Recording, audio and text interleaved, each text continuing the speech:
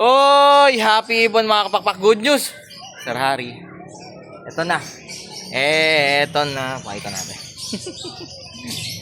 Uy, dalawang Lutino. Ito na. So ano to? Happy New Year kapakpak. So January 3. So maglalakbay ito si... Saan biyahe ito? Saan? Los Baños. Ayan o. May sing-sing pa. Tapos dalawang Opaline. Blue at green Opaline. Again, syempre kung first time nyo kami napanood dito sa Facebook, YouTube or TikTok man, this is your Kuya Dan. Sorry sana, thank you. Located tayo sa 37 Consuelo Street, Marulas, Valenzuela City. Pwede nyo kami mapanood dito sa Facebook, YouTube or TikTok man. Bisitahin nyo yung mga online store natin. Saan, no?